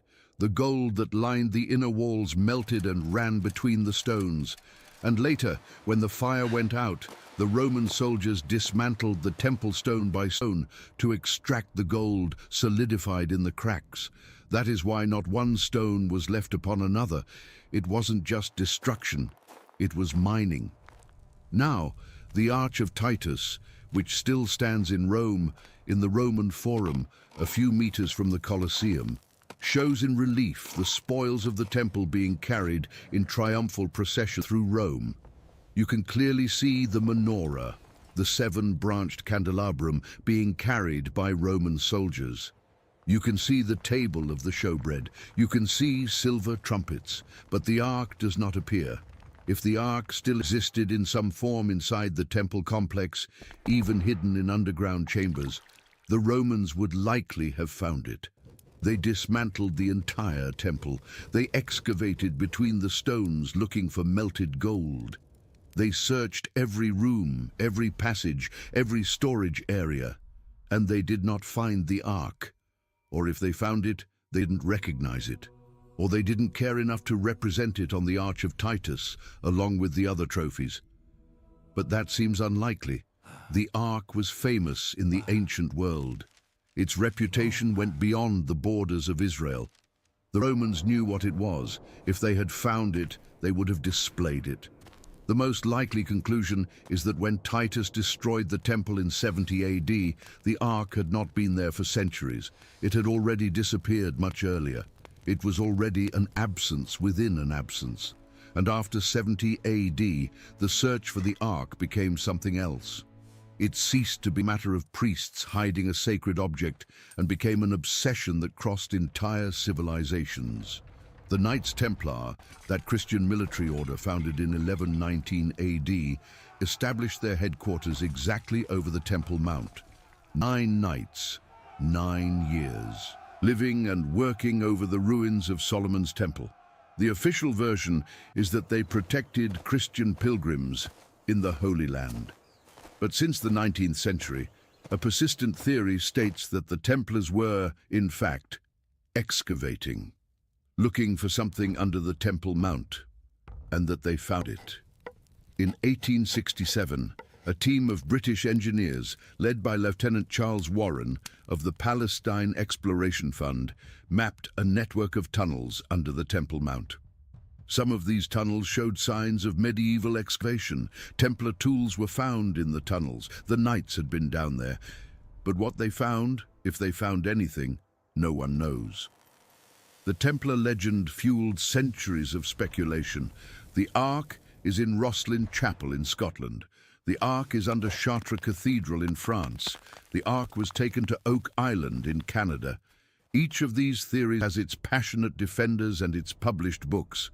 None has serious archaeological evidence, but the modern search, the search with methodology, with equipment, with scientific intent, began in earnest in the 20th century. And one name stands out above all others, not for the quality of his discoveries, but for the audacity of his claims: Ron Wyatt, an anesthetist from Nashville, Tennessee, with no training in archaeology, who between the 1970s and 1990s claimed to have found practically every important biblical relic. Noah's Ark on Mount Ararat, Pharaoh's chariot wheels at the bottom of the Red Sea, the true Mount Sinai in Saudi Arabia, the cities of Sodom and Gomorrah, and in 1982 the Ark of the Covenant. According to Wyatt, he was excavating in the area of Calvary, the traditional site of Jesus' crucifixion, outside the walls of the old city of Jerusalem, when he found an underground chamber, and inside that chamber, covered by animal skins, was the Ark of the Covenant. Wyatt claimed the Ark was directly below the site of the crucifixion, and that there was a crack in the rock going from the site of the cross down to the chamber where the Ark rested, and that through that crack the blood of Jesus Christ had dripped and fallen onto the mercy seat of the Ark. According to Wyatt, he collected samples of that blood and sent them for laboratory analysis. And the result, according to him, showed that the blood had only 24 chromosomes, 23 from the mother and only one Y chromosome, with no human paternal genetic contribution, evidence, according to Wyatt, of a virginal birth. The scientific and archaeological community completely rejected Wyatt's claims. No laboratory confirmed the tests. No professional archaeologist verified the chamber. The Israeli Antiquities authorities declared there is no evidence of any of Wyatt's discoveries. But in popular biblical archaeology circles, Wyatt became a polarizing name, a hero to some, a charlatan to others. And Wyatt was not the only one. In 1911, a group led by British aristocrat Montague Parker tried to excavate under the Temple Mount in search of the Ark. The expedition, funded by investors who literally hoped to profit from the discovery, worked secretly during the night, bribing Ottoman guards for access. When the local population discovered that foreigners were excavating under the sacred site, there were violent riots in Jerusalem. Parker and his team had to flee in haste, and the incident almost caused an international crisis. They found nothing. In 2008, a British researcher named Tudor Parfitt published a book arguing that the Ark had been taken to Zimbabwe and that a ritual object called Ngoma Lungundu, a sacred drum of the Lemba people, was in fact a direct descendant of the Ark. Carbon dating of the object showed it was about 600 years old, ancient but not ancient enough. And genetic tests of the Lemba people revealed something unexpected. A significant proportion of Lemba men carried genetic markers of the J haplotype, associated with the Jewish priestly lineage, the Kohanim. There was a real connection between the Lemba and ancient Israel, but the link to the Ark remained speculative. The truth is that with each passing decade, the possibility of finding the original Ark diminishes. If it was made of acacia wood, as the Bible describes, 3,000 years is more than enough time for the wood to completely decompose, unless it is in exceptional conditions of preservation, like a sealed, dry, and stable environment. The gold would survive naturally, but gold without context is just gold. If someone found gold plate in a cave in Jordan, how would they prove they were from the Ark and not from any other object? Without inscriptions, without identifiable marks, without clear archaeological context, even a genuine discovery could be impossible to verify. And here is where the story of the Ark meets a question that goes beyond any excavation or expedition. A question that is not about the past, but about the future. Because for millions of people, Jews, Christians, and Muslims, the Ark of the Covenant is not just a lost artifact, it is a centerpiece of prophecy. In Jewish tradition, the rediscovery of the Ark is linked to the coming of the Messiah and the construction of the Third Temple. The Temple Institute in Jerusalem, an organization founded in 1987, has already reconstructed more than 70 of the sacred vessels needed for temple service. It has already manufactured the high priest's vestments, the breastplate with the 12 stones, the ephod, the blue robe with pomegranates and gold bells. It has already identified men of the priestly lineage through DNA tests. It has already trained priests in sacrifice rituals. Everything is ready, according to them. Everything except two things: the location, which is occupied by the Dome of the Rock, and the Ark. In Christian tradition, the Ark reappears in the last book of the Bible. Revelation says, "Then God's temple in heaven was opened, and within his temple was seen the Ark of his covenant." It is an extraordinary image.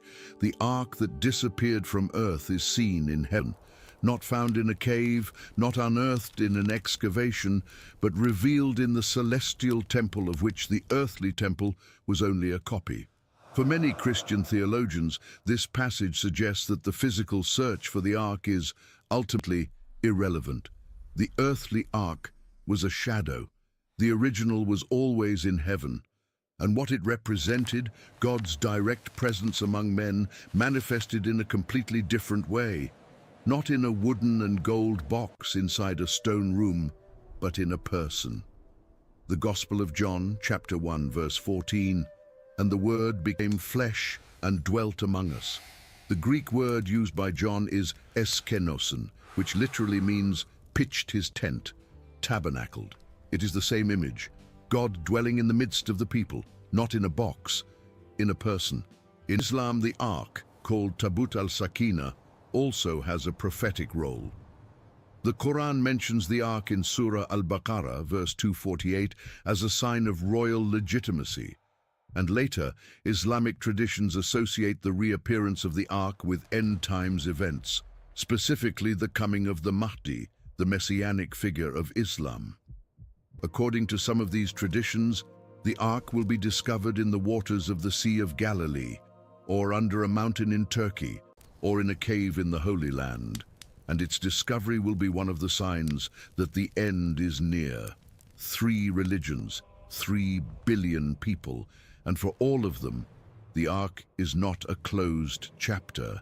It is an open chapter, an unfulfilled promise, a presence that became an absence, and that, according to the faith of billions, will one day become a presence again. But perhaps the most honest question we can ask is not where is the Ark, but rather what does the Ark mean?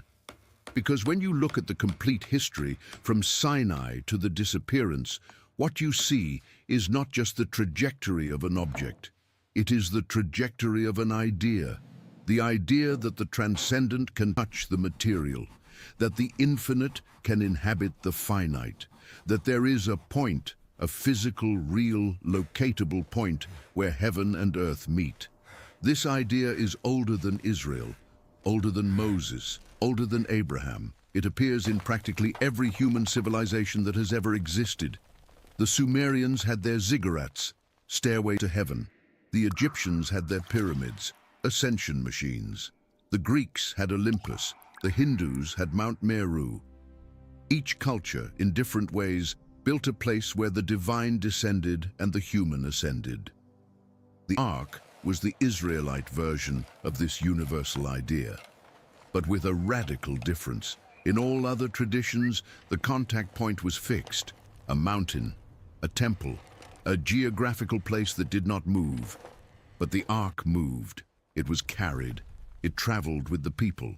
It crossed the desert. It crossed the Jordan. It circled Jericho. It went from Gilgal to Shiloh, from Shiloh to the battlefield, from the battlefield to Philistia, from Philistia to Beth Shemesh, from Beth Shemesh to Kiriath Jearim, from Kiriath Jearim to Jerusalem. God's presence in the Israelite conception was not tied to a place. It was tied to a people. It went where the people went. It stopped where the people stopped. And when it finally rested in Solomon's temple, it wasn't because God needed a house. It was because the people needed a center. The Ark was portable, and perhaps that is the most significant detail of its entire history. Because when the Ark disappeared, the idea it carried did not disappear with it. It transformed. In Rabbinic Judaism, the Judaism that emerged after the destruction of the Second Temple in 70 AD, God's presence no longer needed an object or a building. The Talmud, Treatise Berakot 6a, says that when 10 people gather to pray, the Shekinah is among them. Not in a gold box, among people. The synagogue replaced the temple, the Torah scroll replaced the Ark, and the Holy of Holies, that room where only the high priest could enter once a year, was replaced by something anyone could access at any time: prayer.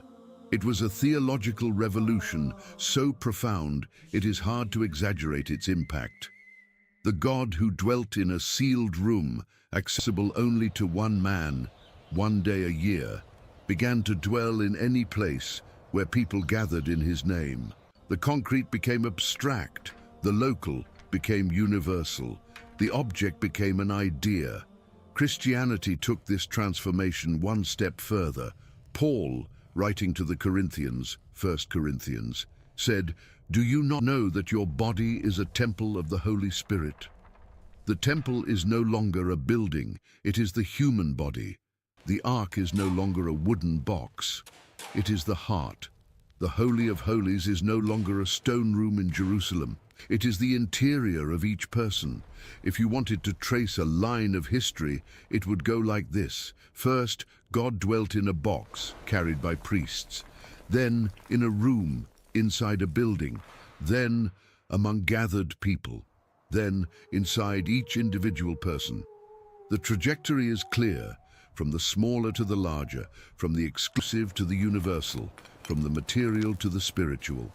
The ark, in this sense, was not lost, it was transcended. But that does not diminish the mystery, because the object existed. It was real, it was physical. It had dimensions, 2.5 cubits long, 1.5 cubits wide, 1.5 cubits high. It had weight, it had texture. Bezalel's hands touched that wood. The gold reflected the Sinai sun. The transport poles left marks on the Levites' shoulders. The ark was not just an idea. It was a material fact. And material facts do not evaporate. They go somewhere. Wood rots or is preserved. Gold melts or remains. Cherubim are destroyed or survive. The ark is somewhere, or the atoms that composed it are somewhere, dispersed, transformed, but not annihilated. Nothing completely disappears from the physical universe, not even the Ark of the Covenant, and that is exactly why the search continues. In 2022, a team of researchers using ground-penetrating radar, GPR, technology conducted scans in areas near the Temple Mount. The results showed underground anomalies, consistent with chambers or empty spaces several meters deep. Anomalies are not proof.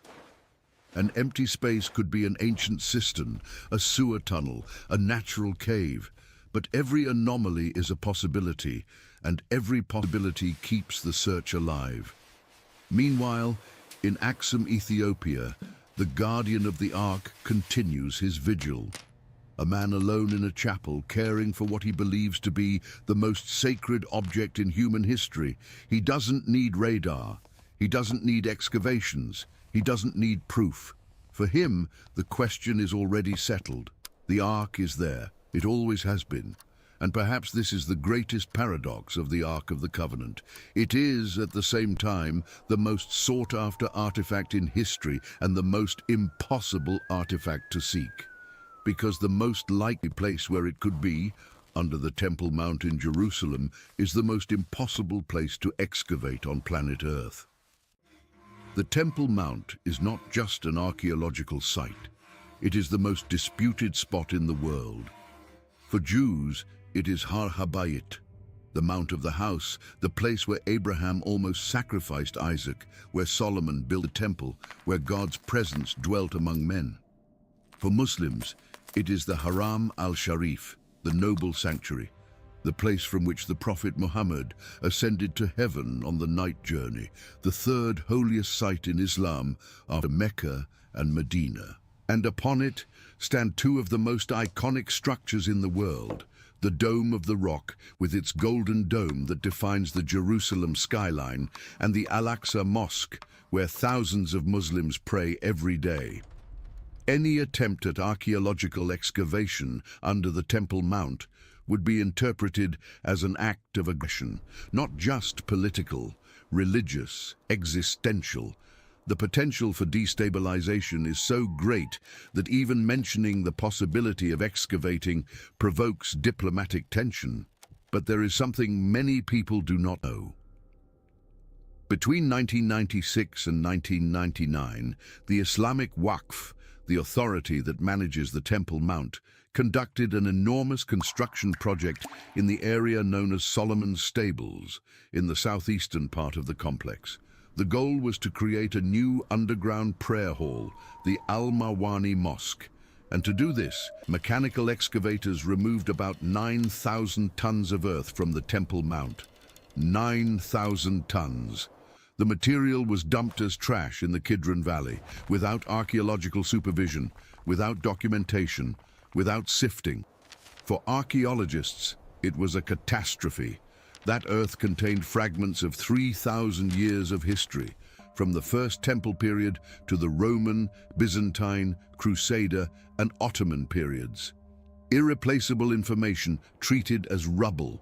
In 2004, archaeologists Gabriel Barkay and Zaki De Vera initiated Temple Mount Sifting Project, a colossal effort to recover what was possible from that discarded material. Ton by ton, bucket by bucket. With hundreds of volunteers using water and fine sieves, separating every pottery fragment, every coin, every necklace bead, every arrowhead, and they found extraordinary things.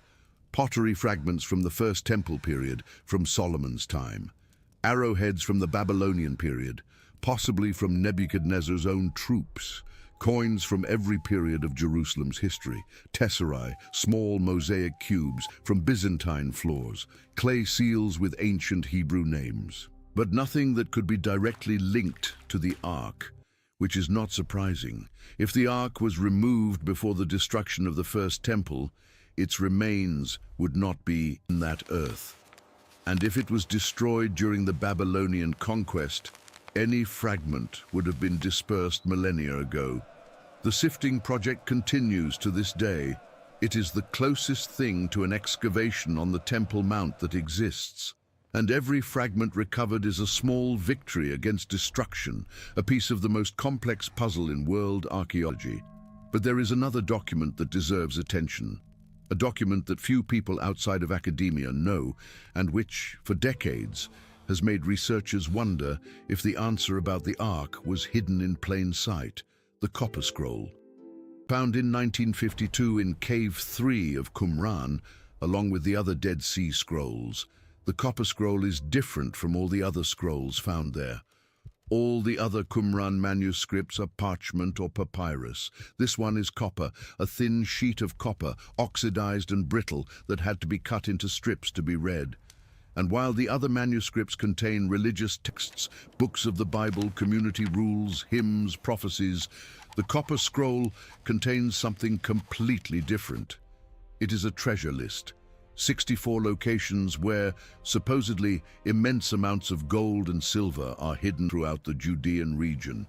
The amounts are absurd: tons of precious metals, dozens of tons.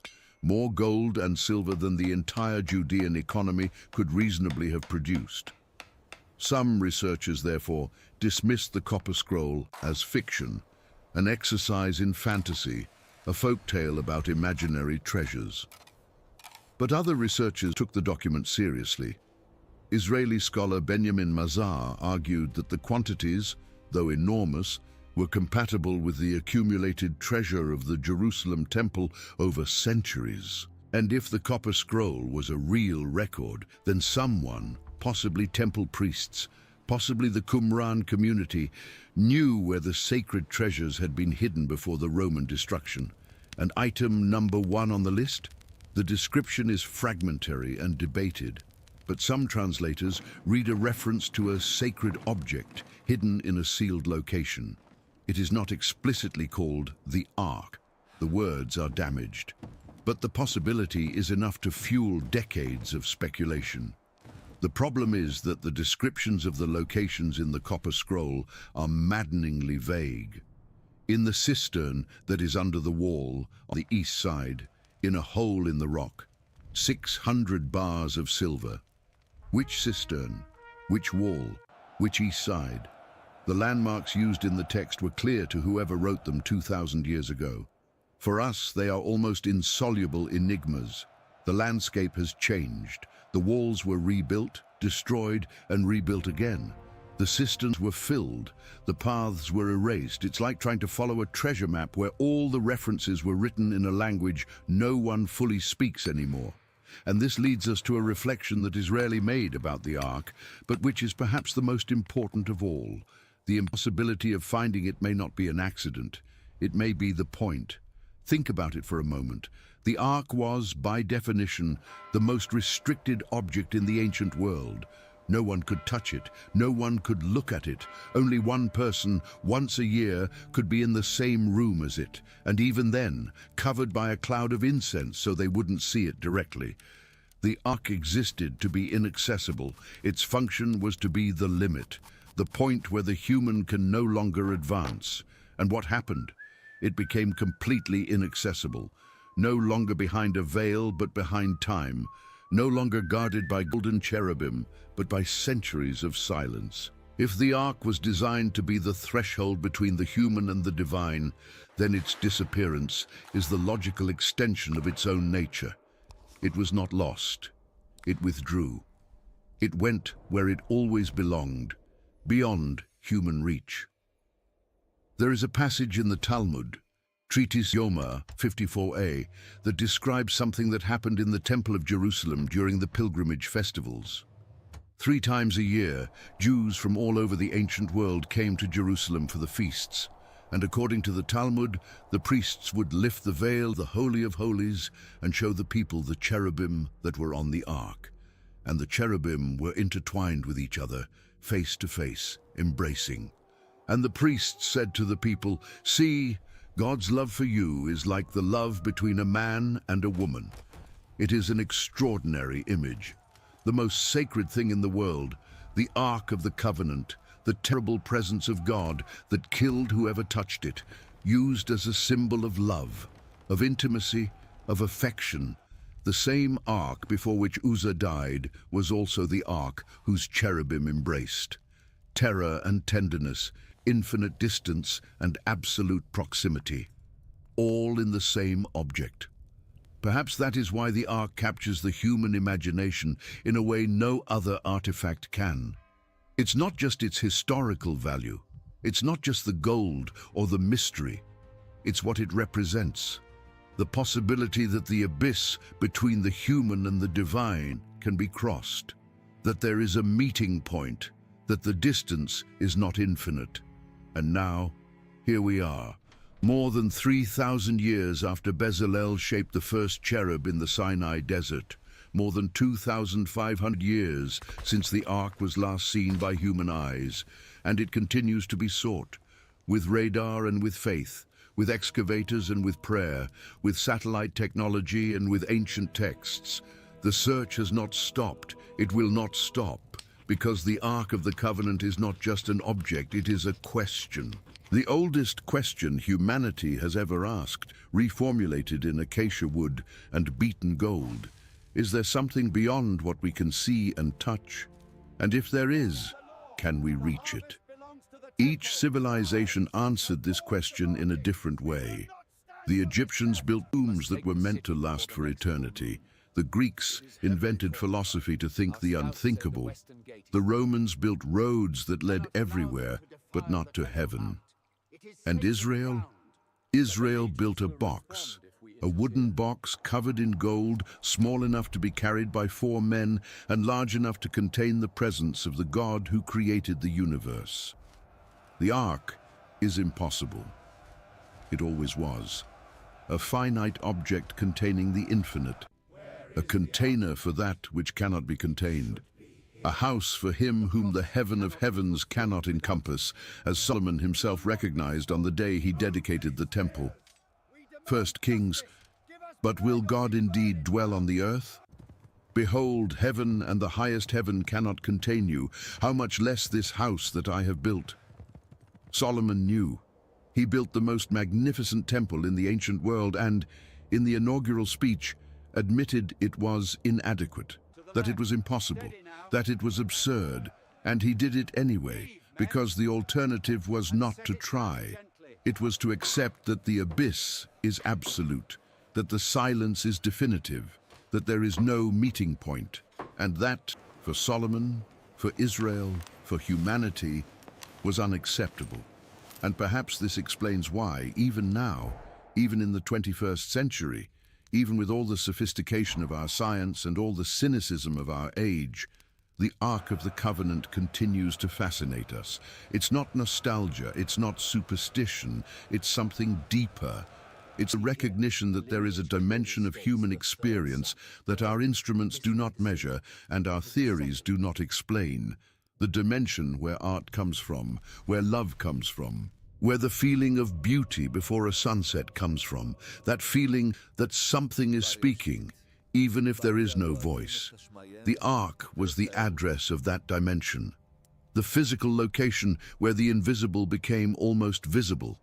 And even though the address has changed, even if the Ark is in a cave in Ethiopia or under the Temple Mount, or dissolved into dust millennia ago, what it pointed to has not changed.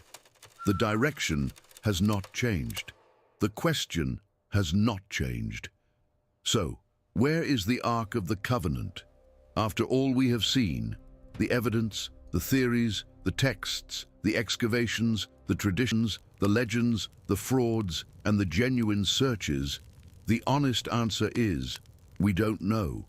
And perhaps that is the right answer.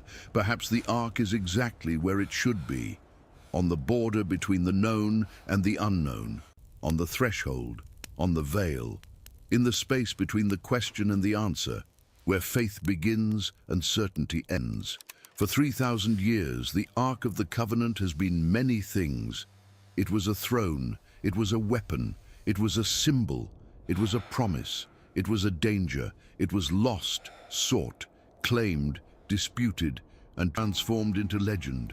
But above all, it was the testimony of a conviction that no destruction could eliminate, the conviction that the sacred exists, that it can be found, and that it is worth dedicating an entire life to searching for it. Whether in a cave under Jerusalem, whether in a chapel in Ethiopia, whether inside your own heart, the search is the same, the direction is the same, and the Ark, wherever it is, continues to point the way. If you made it this far, click on the video appearing on your screen now. I prepared it especially for those who watched this documentary until the end. But before we close, there is a question almost no one asks, and which is perhaps the most disturbing of all. What would happen if someone actually found the Ark of the Covenant? Not in theory, in practice. Imagine that tomorrow, an archaeologist breaks through a stone wall in a cave under Jerusalem and finds a wooden box covered in gold with 2 cherubim carved on top, exactly as described in the book of Exodus. Imagine that carbon-14 tests on the wood give a date consistent with the 13th century BC. Imagine that the metallurgical analysis of the gold is compatible with ancient Egyptian techniques. Imagine that everything matches, everything confirms. The Ark of the Covenant found, real, verifiable. What happens the next morning? The honest answer is chaos. First, the political issue.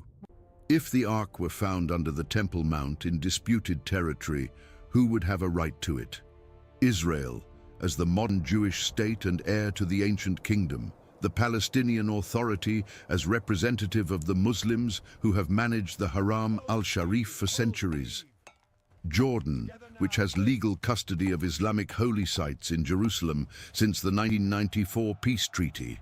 The international community, on the grounds that an artifact of this magnitude belongs to humanity. The UN would try to intervene. The Security Council would meet in emergency session. Demonstrations would explode simultaneously in Jerusalem, Ramallah, Amman, Cairo, Istanbul. Each religious and political faction would claim rights. Each government would calculate consequences. Diplomats would work day and night to prevent a wooden and gold box from becoming the trigger for a regional or global conflict. Then, the religious issue.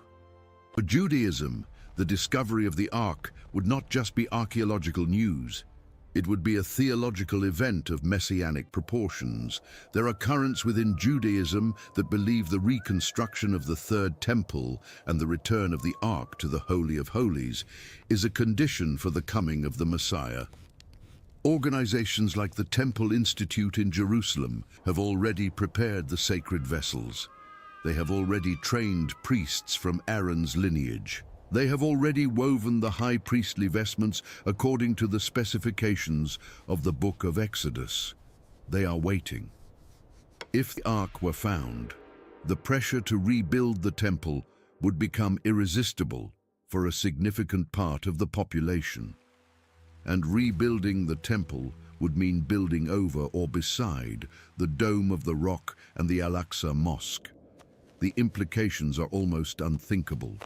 For Christianity, the discovery would raise equally profound questions.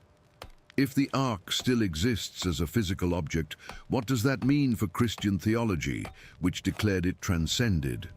The Epistle to the Hebrews, chapter 9, is explicit. The Old Covenant, with its rituals and sacred objects, was replaced by the New Covenant in Christ. The ark was the shadow, Christ is the substance. If the shadow reappeared, concrete and undeniable, what would be the relationship between shadow and substance?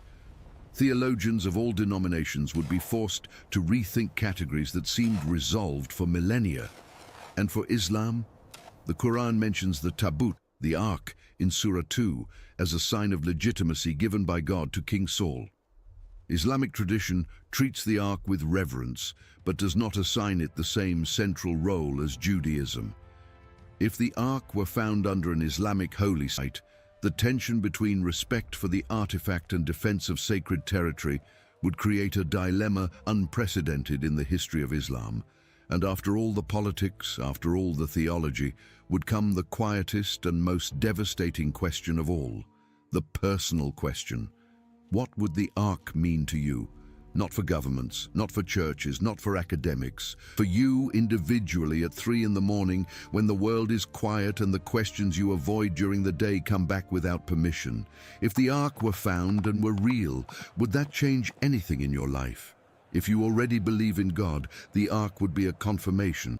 But did you need confirmation? Is the faith that needs proof still faith?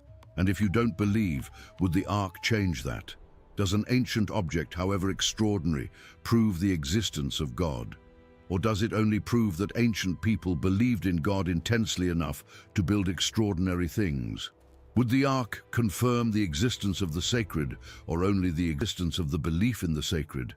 It is a crucial distinction, and perhaps the ark is so powerful precisely because it remains in this ambiguous space. Found, it would become a museum object, tested, catalogued, photographed, protected by bulletproof glass and electronic alarms. Tourists would line up to take selfies. Documentaries would be produced. Books would be written. And in 6 months, humanity would move on to the next novelty. Because that is what we do with resolved mysteries. We consume them and move on. But an unresolved mystery? That one remains. That one works inside us. That one wakes us up at 3 in the morning.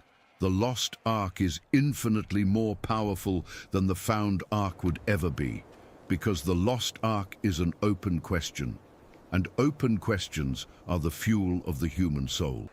And that is why I believe the story of the Ark of the Covenant is not at its core a story about an object. It is a story about us, about this strange and stubborn species that looks at the sky and refuses to accept that there is nothing looking back, that builds temples and cathedrals and telescopes and particle accelerators, all at their core different attempts to answer the same question the Israelites asked in the Sinai desert 3,300 years ago. Are we alone? The ark was their answer. No, we are not alone. There is something beyond the sand and the sun and the hunger and death. There is something that speaks, that instructs, that punishes, and that forgives. And that something can be found. It can be carried on the shoulders of 4 men. It can live in an acacia wood box covered in gold. It can dwell between 2 cherubim with outstretched wings. And it can, when necessary, split the Jordan River in half and bring down the walls of Jericho. We no longer build arks. But the question the ark answered, we continue to ask. Every telescope pointed at the stars is a modern ark. Every probe sent to the edges of the solar system is an attempt to reach out beyond the veil. Every equation of quantum physics describing the behavior of particles no one has ever seen directly is an act of faith. Faith in the invisible order of the universe. Faith that the laws governing the cosmos are understandable. Faith that the mystery has structure. The language has changed. The instruments have changed. But the direction is the same, upward, inward, beyond, always beyond. And in this sense, the Ark of the Covenant is not lost. It is everywhere. In every honest question, in every genuine search, in every moment when a human being looks at the unknown and, instead of retreating, takes a step forward. 3,300 years ago, at the foot of a burning mountain, an artisan named Bezalel took a piece of acacia wood and began to build the most impossible thing the world had ever seen, a house for the infinite. He didn't know it would work. He didn't know if God would truly dwell there. He didn't know if he was building the most sacred object in history or just an empty box covered in gold. But he built it anyway, because the alternative, not trying, was worse than any failure. And here we are, 3 millennia later, still searching, still building, still trying. And as long as there is a human being asking a question for which they have no answer, the Ark of the Covenant remains alive. If you made it to the end of this documentary, click on the video appearing on your screen now. I set it aside especially for those who watched this one until the end.